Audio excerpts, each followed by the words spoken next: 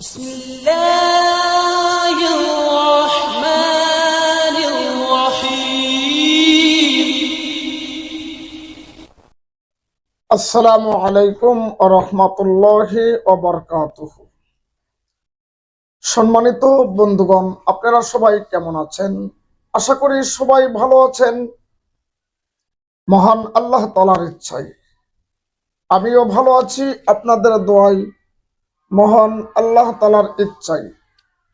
তো বন্ধুগণ, আজকে আপনাদের মাঝে এমন একটা আমল নিয়ে আসলাম। আমলটি হলো কিভাবে আপনি এই আয়নার মধ্যে হাজরত দেখবেন।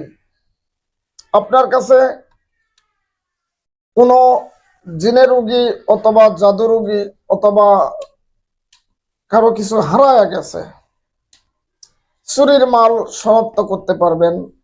জিনের রোগী হলে এর মধ্যে দেখতে পারবেন। কিভাবে আপনি দেখতে পারবেন সেই আমল নিয়েই হাজির হলাম বন্ধুগণ। তো বন্ধুগণ, আপনারা দেখছেন কোরআনের বাণী ইউটিউব চ্যানেল। আপনাদের সাথে আছি আমি হাফেজ মাহমুদুল হাসান মোরসালিন, বরাবর নেই নতুন একটি আমলের ভিডিও নিয়ে। বন্ধুগণ, ভিডিওটি ভালো লাগলে লাইক করবেন এবং সাবস্ক্রাইব করবেন সবার আগে ভিডিও পাওয়ার জন্য। যারা সাবস্ক্রাইব করেছেন তাদেরকে অসংখ্য অসংখ্য ধন্যবাদ। বন্ধুগণ, ভিডিওটি শেয়ার করবেন, প্রতিটি মুমিন মুসলমানের দরজায় যেন পৌঁছিয়ে যায়। সেই সাথে ভিডিওর কমেন্ট বক্সে মতামত জানাবেন কোন বিষয়ে আপনি আমলের ভিডিও চান। তো চলুন বন্ধুগণ, কথা না বাড়িয়ে আমল শুরু করি। বন্ধুগণ, এই যে আয়না দেখছেন, এটা কিন্তু প্লাস্টিকের একটা আয়না। নিচে প্লাস্টিক, ফ্রেমটা প্লাস্টিক, কিন্তু আপনি এই আয়না চলবে না। এমনি আপনাকে দেখানোর জন্য এই আয়নাটা আমি ব্যবহার করছি, ভিডিওতে দেখানোর জন্য। তাছাড়া আমি এই আয়না চলবে না। আয়নাটা প্রথমে আপনাকে কি করতে হবে, কাঠের নিচে যেন কাঠের থাকে আয়না, কাঠের ফ্রেমটা যেন হয়। বন্ধুগণ, আপনি কি করবেন, বাজারে যাবেন, এক দরে একটা আয়না কিনবেন, এক দামে। দামাদামি করা যাবে না। দোকানওয়ালাকে বলবেন আয়নার দাম কত, এটা পছন্দ হয়েছে, কত দাম। সে যদি বলে 50 টাকা, সাথে সাথে পকেট থেকে বের করে দেন। আয়না নিয়ে আপনি কি করবেন, সুন্দর করে কাগজ দিয়ে মুড়ে অথবা কাপড় দিয়ে মুড়ে নিয়ে চলে আসবেন। আয়নার মধ্যে আপনার চেহারা দেখবেন না, আপনি ব্যবহার করবেন না, চেহারা দেখবেন না, নিয়ে চলে আসবেন। এরপরে আপনার কাছে যদি কোনো রোগী আসে, বা আপনার ছেলে মেয়ে হয়তো পাগলামো করছে, আপনার ছেলে মেয়ে হয়তো গা হাত পা জ্বালা পোড়া করে, কিসের কারণে করে, ডাক্তার রোগ ধরতে পারে না, তাহলে আপনিও রোগ ধরতে পারছেন না। আপনাকে এখন বুঝতে হবে আপনি কি করে সেই রোগটা ধরবেন। সেই জন্যই কিন্তু এই আমল। হয়তো আপনার বাসা থেকে কোনো জিনিস হারায় গেছে, আপনি কি করে বের করবেন, তার জন্যই এই আয়না, এই আমলগুলো দিচ্ছি। মানে এই আয়না দিয়ে সমস্ত হাজরত দেখতে পারবেন আপনি, এক কথায় শেষ। তো বন্ধুগণ, আপনার লাগবে কিন্তু একটা তুলো রাশি লোক। তুলো রাশি যে ব্যক্তি, ইসলাম, এটা মনে রাখবেন, ইসলাম কিন্তু তুলো রাশি সমর্থন করে না। কিন্তু তুলো রাশি একটা অভিজ্ঞতার জগৎ থেকে তুলো রাশি আমরা নাম রেখেছি। অর্থাৎ যেই মানুষের আশেপাশে মুমিন জিনেরা ঘুর ঘুর করে, যেই মানুষকে জিন সবসময়, মুমিন জিন হোক আর মানে দুষ্ট জিন হোক, তারা ঘোরাফেরা করে, আমরা সেই মানুষগুলোকে তুলো রাশি হিসেবে আখ্যায়িত করে থাকি। এটা আমাদের অভিজ্ঞতার জগৎ থেকে বলি। কিন্তু ইসলামে কোনো তুলো রাশির ভ্যালু নাই, ইসলামে কোনো রাশিই নেই। তো বন্ধুগণ, আপনি কি করবেন, এই তুলো রাশি লোককে নিয়ে আসবেন। একটা কথা মনে রাখবেন বন্ধুগণ, তুলো রাশি কিভাবে পরীক্ষা করতে হয়? সবাই কিন্তু তুলা রাশি দাবিদার হতে পারে, আপনাকে বলতে পারে আমি তুলা রাশি, কিন্তু আপনি তার কথা বিশ্বাস করবেন না, কারণ বিশ্বাস করা যাবে না। তুলা রাশি আপনাকে পরীক্ষা করে নিতে হবে। তো আমার কোরআনের বাণী ইউটিউব চ্যানেল আপনারা যারা দেখছেন, বেশি দূরে না, অল্প একটু দু একটা ভিডিও খুঁজলেই আপনি পেয়ে যাবেন। আমার ভিডিও দেওয়া আছে তুলা রাশি কিভাবে পরীক্ষা করবেন। আমার চ্যানেলে ঢুকে আপনারা ভিডিও দেখতে পারবেন। আপনি কিভাবে তুলা রাশি পরীক্ষা করে নেবেন সেই বিষয়ে ভিডিও দিয়েছি, সেই বিষয়ে আমল দিয়েছি, ওখান থেকে ভিডিওটি দেখে নেবেন আপনারা। তো বন্ধুগণ, ওই তুলা রাশি ব্যক্তিকে কি করবেন? অন্ধকার রুম করে দিতে হবে। তুলা রাশি ব্যক্তিকে আগে অজু করে নেবেন। রাতের বেলা হলো অন্ধকার, দিনের বেলা হলো অন্ধকার রুম থাকা লাগবে। এবং তুলা রাশি ব্যক্তিকে অজু করে নেবেন। অজু করে নিয়ে আপনি নিজেও অজু করবেন এবং একটা জায়নামাজ বিছাবেন, কিবলা দিকে করে তুলা রাশি লোককে তাশাহুদের স্রোতে বসাবেন, আত্তাহিয়াতুর স্রোতে বসিয়ে হাতে এইভাবে আয়না ধরে দিন। যে আয়নাটি আপনি কিনে এনেছেন, ওই আয়নাটি তুলা রাশির সামনে এইভাবে হাতে ধরে দিন। তুলা রাশির হাতে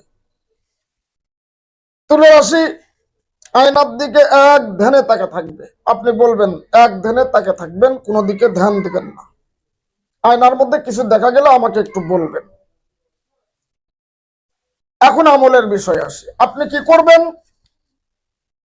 আপনাকে করতে হবে সর্বপ্রথম 3 বার দরুদ শরীফ পড়বেন। মনে রাখবেন প্রতিটি আমলের শুরুতে দরুদ শরীফ পড়তে হয়, তাহলে আমলের বরকত হয়। 3 বার দরুদ শরীফ পড়ে আপনি কি করবেন?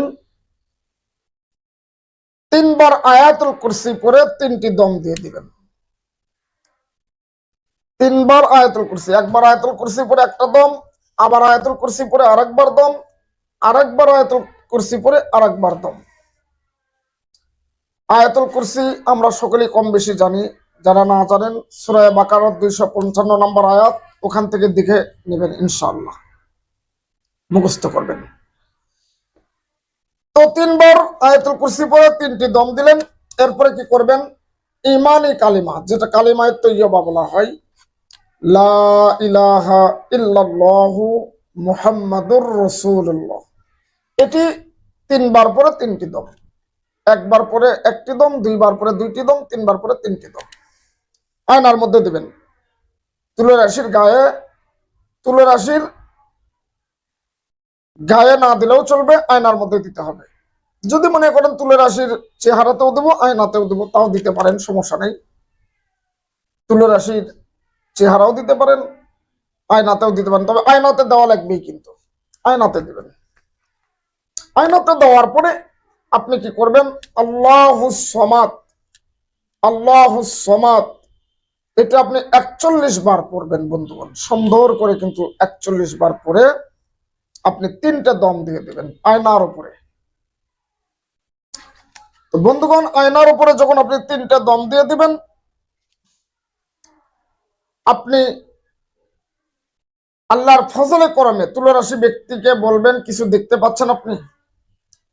আপনি যে নিয়ত করে ফু দিয়েছেন, দম দিয়েছেন, যে নিয়ত করে আমলটি করেছেন, সেই নিয়তের উপরেই সে দেখতে পারবে। আপনি যদি মনে করেন তার জিনের সমস্যা নাকি জাদুর সমস্যা, এই নিয়তে যদি হাজিরও দেখেন, তাহলে সে দেখতে পারবে।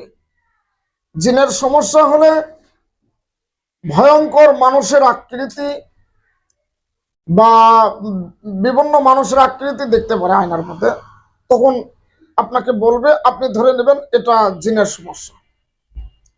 আর যদি জাদুর সমস্যা হয়, তাহলে আপনার সাপের আকৃতি, কুকুরের আকৃতি, বিড়ালের আকৃতি, মাছের আকৃতি, এগুলো দেখতে পারে তুলা রাশি। আর যদি আপনি হারানো জিনিস খুঁজতে চান, তাহলে চোর কোথায় আছে, মাল কি অবস্থা আছে, এগুলো আপনি দেখতে, এই তুলা রাশি দেখতে পারবে, আপনি পারবেন না, তুলা রাশি ব্যক্তি দেখতে পারবে। তখন আপনাকে জানায়া দিবে, আপনি তার থেকে জেনে নেবেন।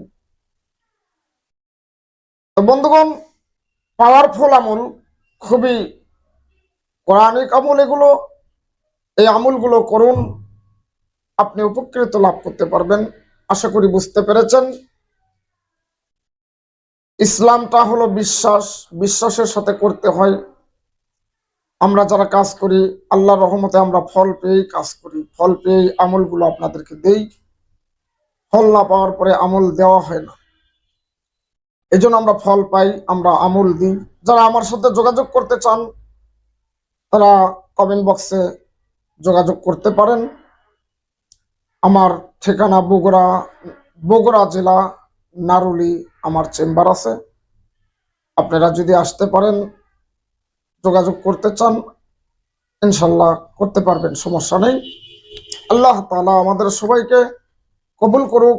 এরকম সুন্দর সুন্দর আমলের ভিডিও পেতে লাইক, কমেন্ট, সাবস্ক্রাইব, শেয়ার করতে ভুলবেন না বন্ধুগণ। আল্লাহ তাআলা কবুল করুক। আল্লাহুম্মা আমিন।